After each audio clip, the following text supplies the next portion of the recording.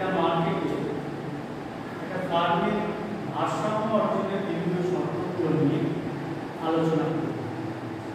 এখানে আমরা ফার্ম বলতে বোঝাচ্ছি একটা শিল্পের অন্তর্গত যে কোনো একটা ইউনিট একক যার লক্ষ্য হচ্ছে মুনাফা সর্বোচ্চকরণ বা সর্বাধিক করা। একটা ফার্ম কি করে? একটা ফার্ম হচ্ছে বিভিন্ন উপকরণকে একত্রিত করে কতটা উৎপাদন করে সেই সংক্রান্ত সিদ্ধান্ত নিয়ে তার প্রোডাকশনটা চালায় এবং উৎপাদিত হওয়ার পরে উৎপাদিত দ্রব্য বাজারে বিক্রি করে আয় অর্জন করে, বিক্রয় বা ক্রয় যেটাকে আমরা রেভিনিউ। উৎপাদন করতে গেলে ফার্মের কিছু কস্ট বিয়ার করতে হয় বা কিছু ব্যয় হয়। উৎপাদিত দ্রব্য সামগ্রী বিক্রি করলে ফার্মের আয়, এই আয় এবং ব্যয়ের ব্যবধান এটাকে আমরা মুনাফা বলি। মুনাফা হচ্ছে ফার্মের মোট আয় এবং মোট ব্যয়ের এই পার্থক্য। মুনাফাকে আমরা নরমালি পাই চিহ্ন দিয়ে লিখি। Pi equal to total revenue minus total cost. এই রেভিনিউকে সবচেয়ে বেশি করা, কস্টকে সবচেয়ে কম করা, এর মাধ্যমে মুনাফাটাকে সর্বোচ্চ করা, এটা ফার্মের লক্ষ্য। এবং এই ক্ষেত্রে উৎপাদনের পরিমাণ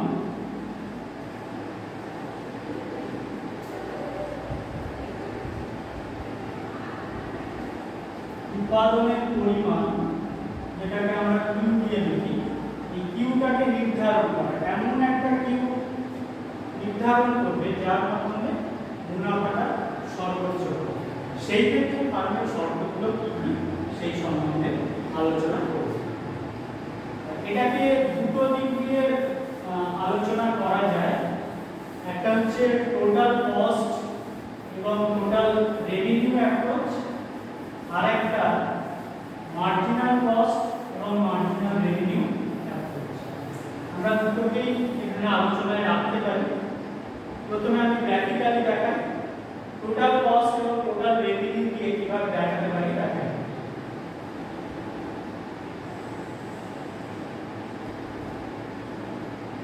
গ্রাফের হরাইজন্টাল অ্যাক্সিসে আমরা পরিমাণটাকে রাখবো কিউ এবং ভার্টিক্যাল অ্যাক্সিসে টোটাল রেভিনিউ এবং টোটাল কস্ট এটাকে রাখবো।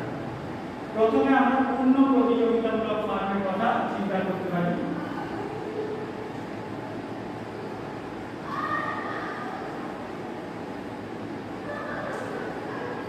পূর্ণ প্রতিযোগিতা ফার্মের ক্ষেত্রে আমরা জানি টোটাল রেভিনিউ ফার্মটা একটা স্ট্রেট লাইন, যেটা হচ্ছে মূল বিন্দু line, passing through the origin. আর টোটাল কস্ট ফার্মটা আমরা জানি উপর থেকে শুরু হয় এবং সেটা ব্রড এস শেপ। টোটাল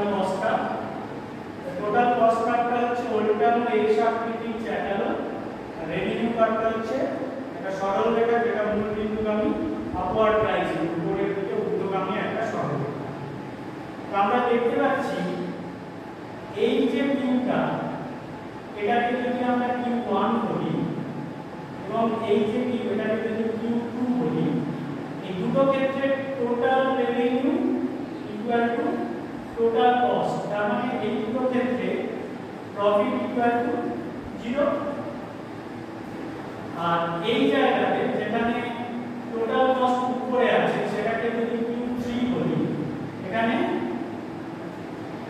এটা হচ্ছে Q1 এবং Q2 ক্ষেত্রে হয়েছে। আর Q3 এর ক্ষেত্রে আমরা দেখাচ্ছি কি total cost greater than total revenue. তার মানে এখানে প্রফিট নেগেটিভ অর্থাৎ লোকসান হচ্ছে। একইভাবে Q2 পরে যে কোন উৎপাদনের টোটাল কস্ট বেশি রেভিনিউ তুলনায় সেখানে প্রফিট নেগেটিভ হবে। একমাত্র Q1 থেকে Q2 এই রেঞ্জে, Q1 থেকে Q2 এই রেঞ্জের মধ্যে total revenue greater than total cost, কারণ এখানে টোটাল রেভিনিউটা উপরে আছে। এইখানে দেখা যাচ্ছে এই মাঝামাঝি একটা ডিসটেন্সে আমরা যদি এই কার্ভটার উপর ট্যানজেন্ট টানি, দেখা যাবে এই ট্যানজেন্ট যেখানে প্যারালাল টোটাল রেভিনিউর প্যারালাল হচ্ছে সেই জায়গাতে এটা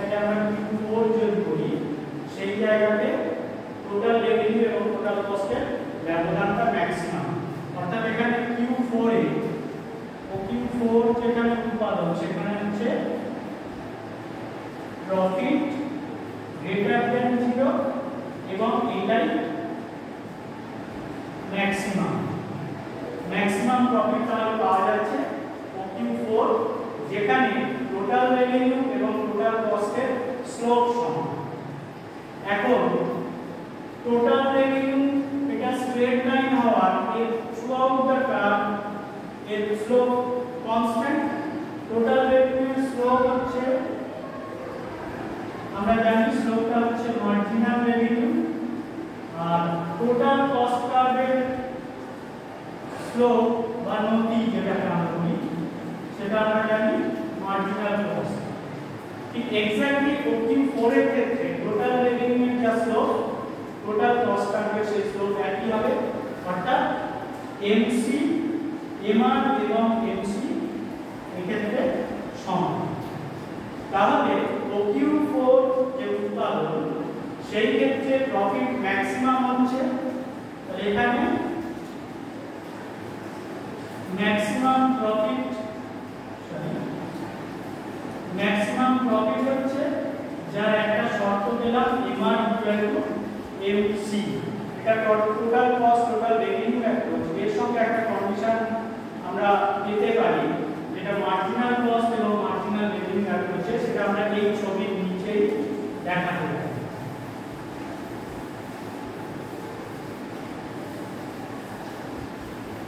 সুবিধা হবে এই ছবির নিচে দেখালে বুঝবে। ঠিক ভার্টিক্যাল অ্যাক্সিসটাকে আমরা একই লাইনে রাখবো, হরাইজন্টাল অ্যাক্সিসটা প্যারালাল রাখবো উপরের ছবির সঙ্গে, এদিকটা কিউ। এখানে চেঞ্জ হবে, এখানে টোটাল রেভিনিউ বদলে মার্জিনাল রেভিনিউ, টোটাল কস্টের বদলে মার্জিনাল কস্ট। আমরা জানি মার্জিনাল রেভিনিউটা পারফেক্ট কম্পিটিশনের ক্ষেত্রে মার্জিনাল রেভিনিউ কার্ভ এবং এভারেজ রেভিনিউ কার্ভ এটা সমান হয়। এভারেজ রেভিনিউ কার্ভটা দেখালাম, এখানে প্রয়োজন নেই, আমরা ওটাকে P এর সঙ্গে দেখাতে পারি, AR রেভিনিউ P এর সঙ্গে সমান। আর ঠিক OQ উৎপাদন এবং এই উৎপাদনে দুটো সমান হচ্ছে, রেভিনিউ কস্ট সমান হচ্ছে যেখানে, তার আগে এই জায়গাতেও আমরা টোটাল কস্ট এবং টোটাল রেভিনিউ স্লোপ সমান পাচ্ছি, এবং সেক্ষেত্রে এই উৎপাদনে আমরা যদি মার্জিনাল রেভিনিউ বা মার্জিনাল কস্ট কার্ভটাকে আগে থেকে এখানে চেক করবে, পরে ঠিক এই উৎপাদনের ক্ষেত্রে এটা আবার এটাকে ক্রস করে বেরিয়ে যাবে, এটা হচ্ছে marginal cost curve. Marginal revenue curve perfect কম্পিটিশনে হরাইজন্টাল হবে, মার্জিনাল কস্ট কার্ভ আমরা জানি ইউ শেপ। আমরা যদি এই ছবিটা দেখি, দুটো পয়েন্টে marginal cost curve marginal revenue কার্ভে কাট হচ্ছে, একটা হচ্ছে E1 আর একটা E2, এটা E2 এটা E1।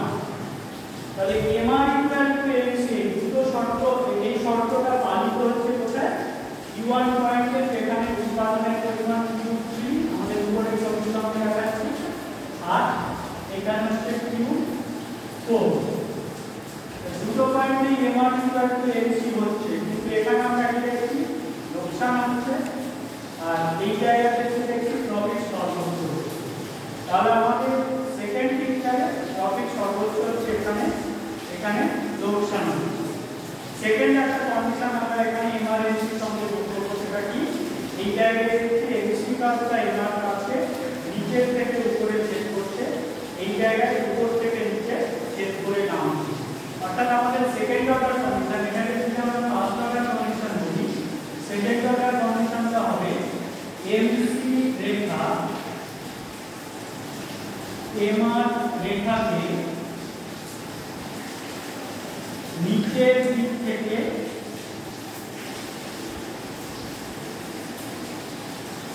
ছেদ করবে।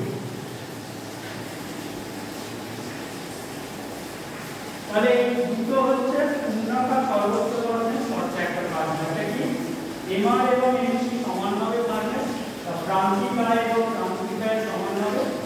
সেকেন্ড অর্ডার কন্ডিশন বা দ্বিতীয় ক্রম শর্ত হচ্ছে MC রেখা MR রেখাকে নিচের দিক থেকে ছেদ করবে। এই দুটো কন্ডিশন আমরা এখানে দেখেছি পূর্ণাঙ্গ প্রতিযোগিতার ক্ষেত্রে একটা পাবে।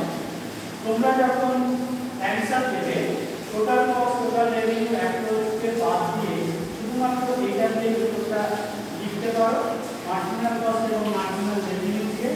এখানে মার্জিনাল রেভিনিউ কার্ডটা হরিজন্টাল, মার্জিনাল কস্ট কার্ডটা ইউ সেট হওয়ায় একবার মার্জিনাল রেভিনিউকে উপর থেকে সেট করে নামছে, পরে নিচের দিক থেকে সেট করে উপরে নিচ্ছে। দুটো ক্ষেত্রে আমরা দেখতে পাচ্ছি ইকুইলিব্রিয়াম অফ পয়েন্ট হবে ইকুতে, এখানে মার্জিনাল রেভিনিউ মার্জিনাল কস্ট সমান হচ্ছে এবং মার্জিনাল কস্ট আর মার্জিনাল রেভিনিউ কার্ডকে নিচের দিক থেকে সেট করছে।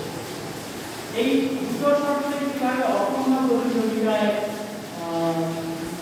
কিভাবে পালিত হচ্ছে সেটা আমরা এখন দেখব।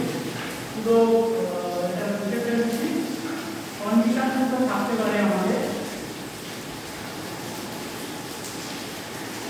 তাহলে প্রফিট ম্যাক্সিমাইজিং কন্ডিশন দুটো, একটা হচ্ছে এমআর স্কয়ার এনসি আর একটা এনসি এটা এমআর এটাকে নিচের দিক থেকে চেঞ্জ করবে।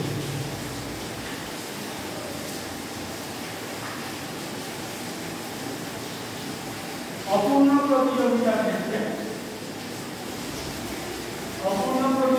ক্ষেত্রে কি হয় আমরা জানি, আমরা মার্জিনাল অ্যাপ্রোচ দিয়ে বিষয়টাকে দেখাতে পারি।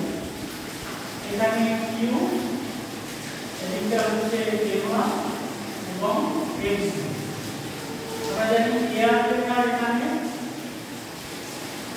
নিম্নগামী একটা স্ট্রেট লাইনের অপূর্ণ প্রতিযোগিতা, আর এ1 রেখাটা এআর রেখা নিচে থাকে হরিজন্টাল অ্যাক্সিসে কাট করে নিচে বেরিয়ে যায়। এইখানে আমরা যদি এনসিটা দুটো শেষ বিন্দু দেখাই তাহলে সামনে বিন্দুতে শুরু করব। এটা এনসি রেখা হতে পারে, এনসি রেখাটা এবারে দুটো পয়েন্টে কাট করছে। এখানে কি দেখছি এটা Q1 এটা সাপোজ Q2, এখানে উপর থেকে কাট করে নিচে নামছে, এই জায়গাতে নিচে মানে এবারে নিচে আছে, নিচে থেকে কাট করে উপরে উঠতে পারে, মুভি থাকতে পারে, দুটো কন্ডিশনই হতে পারে। যাই হোক বা লোয়ার পোর্শনেও কাট করে দিতে পারে, এবারে ব্রেক পারে, তো সেটা আমরা এখানে দেখাচ্ছি মুভি থাকতে পারে, মুভিও হতে পারে, এইরকম কাট করে বেরিয়ে যেতে পারে, এটা এবার যদি হয়। তাহলে এখানে বোথ কন্ডিশন যেটা এমার্জেন্সি এবং সমান এবং এনসি রেখা এমআর রেখাকে নিচের দিক থেকে সেট করবে, এই দুটো শর্ত পালিত হচ্ছে এই জায়গায়। এখানে আমরা কি পয়েন্ট বলতে পারি, এই পয়েন্টে ফার্ম ম্যাক্সিমাম প্রফিট অর্জন করতে অপূর্ণ প্রতিযোগিতার ক্ষেত্রে। তাহলে এখানে যে কোনো মার্কেট স্ট্রাকচার থেকে মার্কেট কম্পিটিশন হোক, মনোপলি হোক, ইউনিভার্সিটি কম্পিটিশন হোক, দুটো কন্ডিশন পালিত হলে একটা ফার্ম তার প্রফিটটাকে অর্থাৎ রেভিনিউ এবং কস্টের ডিফারেন্সটাকে ম্যাক্সিমাম করতে পারে। একটা হচ্ছে মার্জিনাল কস্ট এবং মার্জিনাল রেভিনিউ সমান হতে হবে, আর একটা মার্জিনাল কস্ট আর মার্জিনাল রেভিনিউ তাকে নিচের দিক থেকে শেষ করবে। এই দুটো শর্তকে মনে রাখতে হবে। যে কোনো মার্কেট স্ট্রাকচার করার সময় market competition, monopoly competition, monopoly একটা ফার্মের ভারসাম্যের বিভিন্ন অবস্থা জানতে গেলে আমাদের এই দুটো কন্ডিশন মনে রাখতে হবে। আজকে এই ক্লাসটা এই পর্যন্তই।